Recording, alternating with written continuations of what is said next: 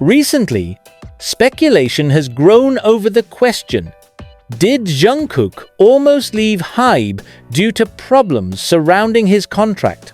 While no direct official confirmation supports the idea of him planning to leave, the mere existence of such rumors reveals a deeper layer of how the industry functions, how contracts can shape careers, and why Jungkook's case stands out as a particularly compelling example. In the history of K-pop, contractual disputes are not new. Fans often recall the high-profile legal battles involving other groups, such as TVXQ's split with SM Entertainment or lawsuits filed by members of EXO. These examples remind observers that even the most successful groups are not immune to internal disputes over profit sharing, creative freedom, schedules, or personal rights. Against this backdrop, rumors about Jungkook and HYBE gain traction because they fit within a pattern that fans and analysts alike have seen before. The question is not simply whether Jungkook almost left, but rather what underlying factors could fuel such speculation, and what lessons one can draw about the structure of K-pop contracts in general. One of the key aspects driving the rumor is the timing of contract renewals. BTS originally signed with Big Hit when the company was still relatively small. By the time the group achieved international superstardom, their contractual leverage changed significantly. Renewals conducted at the height of their popularity would naturally include more complex terms regarding revenue distribution, rights over solo activities, international management, and partnerships with brands. Jungkook, being central to both group and individual projects, would have had unique considerations to negotiate.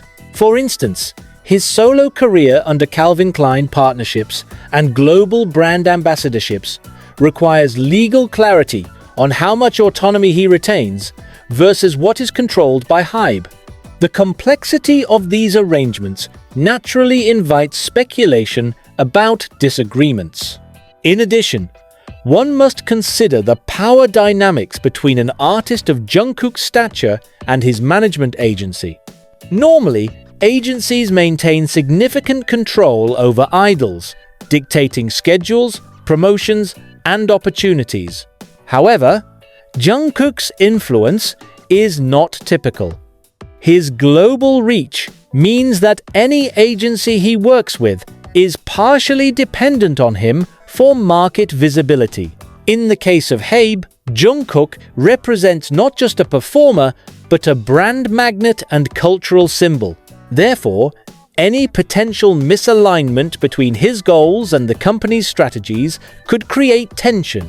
Even if such tension does not lead to an actual departure, the existence of differences is often enough to spark speculation.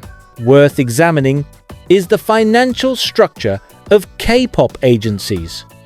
HYBE, after going public on the stock exchange, faces the dual responsibility of satisfying investors while managing its roster of artists. This creates an environment where financial priorities can clash with artistic or personal ones. Jungkook, for example, may prioritize creative freedom, balanced schedules, or international collaborations, while HYBE might focus on revenue maximization, shareholder expectations, and long-term corporate strategies. If negotiations reveal gaps between these two sets of interests, contractual problems can emerge. This does not necessarily mean conflict on a personal level, but reflects the inherent tension in balancing art and commerce. Moreover, the role of fandoms and media cannot be underestimated. Fans have become adept at analyzing every detail from public appearances to social media activity to piece together narratives about their favorite idols. In Jungkook's case, any perceived absence from events, cryptic statements, or subtle body language during group activities can ignite discussions. When combined with reports of ongoing contract renewals, these interpretations easily evolve into rumors of conflict or possible departure.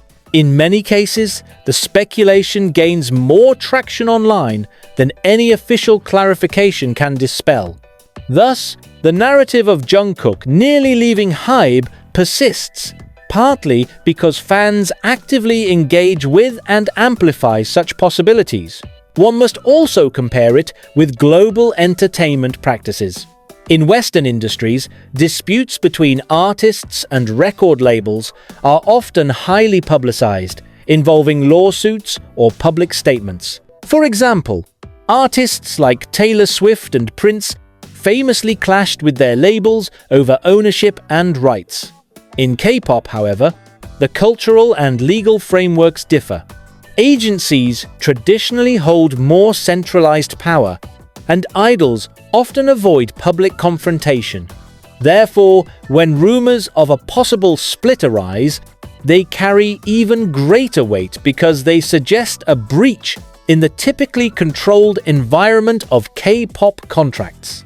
The idea that Jungkook, one of the most valuable artists in Korea and globally, could challenge or reconsider his position within HYBE fits into this larger global narrative of artists asserting greater control.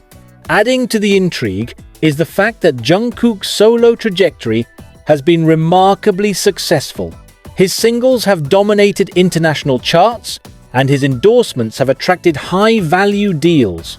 This creates the possibility that he could, if desired, function independently or under a different contractual arrangement.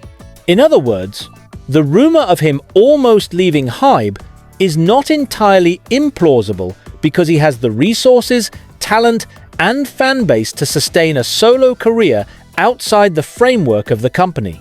Even if such a move is unlikely in practice, the theoretical possibility feeds the rumor cycle.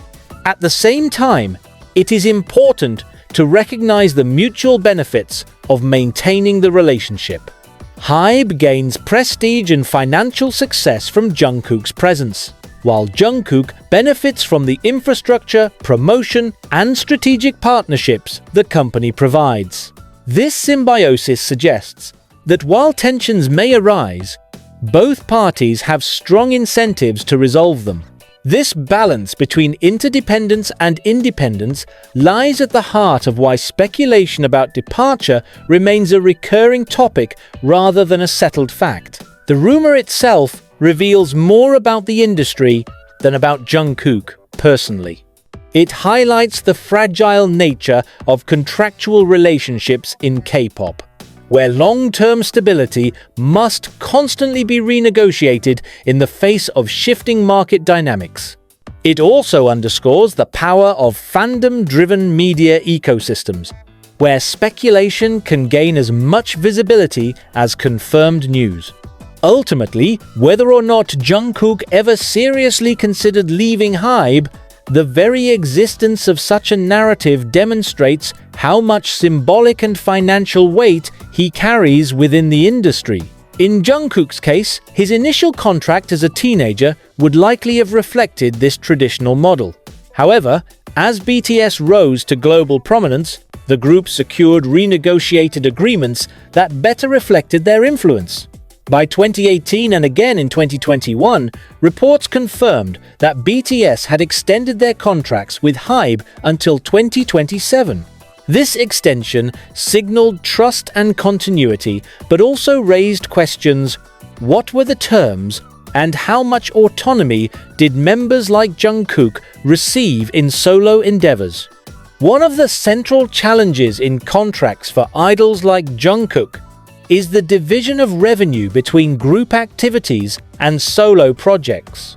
As part of BTS, profits are typically pooled and distributed according to pre-arranged ratios.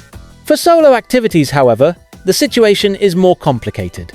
Jungkook's endorsement, deals with Calvin Klein, or his solo chart-topping releases generate revenue streams separate from group earnings. Contractual clauses must specify whether HYBE receives a majority share, a management fee, or a smaller percentage. Given Jungkook's global marketability, it is plausible that disputes could arise if he felt the terms undervalued his individual contributions. This is not an unusual situation in entertainment. Globally, artists often push for ownership of masters, publishing rights, or greater cuts of merchandise sales. If Jungkook's contract provided HYBE with disproportionate benefits from his solo endeavors, negotiations or even friction would be inevitable. Another key element is intellectual property, IP. In K-pop, agencies traditionally own the trademarks, music rights, and even stage names. For an idol like Jungkook, whose name and image carry immense commercial weight, the question of IP rights is critical. Who owns the rights to Jungkook as a brand in international markets? Does HYBE control his likeness in all commercial contexts? Or does he retain partial ownership? These issues directly affect his ability to expand as a soloist beyond HYBE's umbrella. Creative freedom is closely tied to IP. While HYBE provides resources and production teams, Jungkook may wish for greater control over his artistic direction. If he perceives contractual limitations on choosing collaborators, styles, or release schedules, this could fuel dissatisfaction.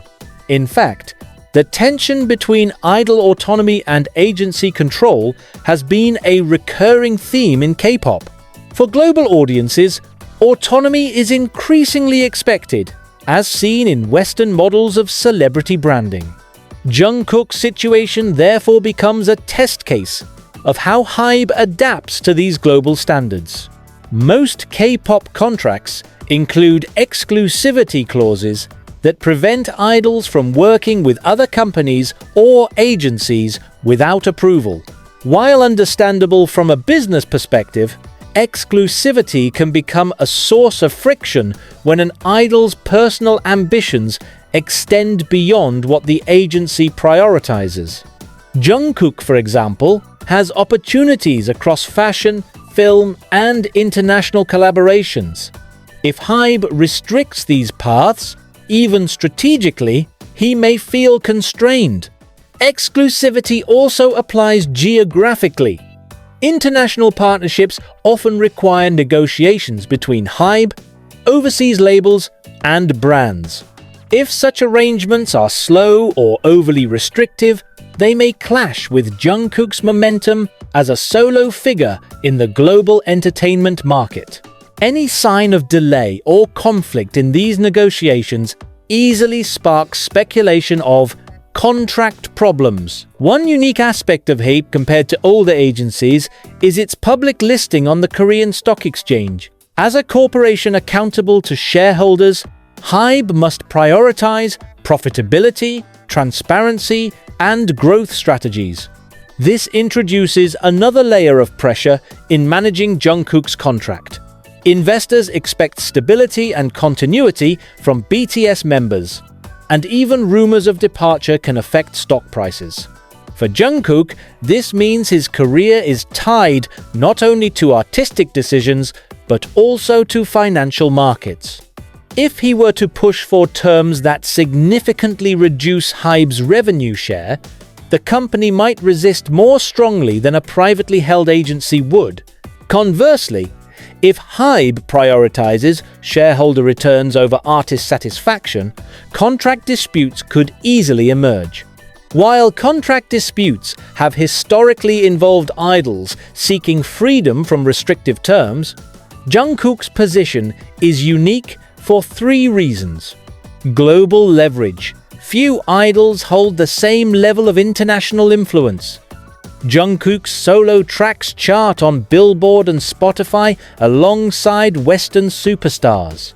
His global reach means he could realistically sustain an independent career, making his bargaining power exceptionally high. Financial stakes for HYBE.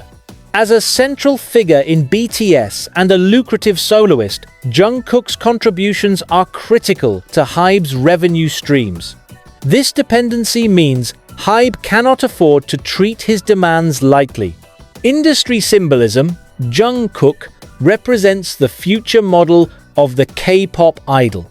someone who functions both as part of a group and as an autonomous global brand. His contract negotiations are therefore symbolic of how K-pop agencies will adapt in the next decade. It is important to distinguish between speculation and documented fact. While rumors suggest Jungkook almost left HYBE due to contract issues, there has been no official confirmation of direct conflict. Instead, the persistence of the rumor reflects the broader industry context. Fans and analysts understand that such disputes are common, and given Jungkook's stature, even minor negotiations are magnified. The line between genuine tension and exaggerated rumor often blurs in the fast-moving world of fandom-driven media. The significance of this issue extends beyond Jungkook and HYBE. It reflects a larger trend where idols increasingly seek equitable contracts that recognize their global impact. It also raises questions about how K-pop agencies will evolve to match international standards of artist management. If idols of Jungkook's level face contractual dissatisfaction, it suggests structural reform is necessary. Conversely, if HYBE successfully balances corporate interests with artist autonomy, it could set a new precedent for sustainable idol management.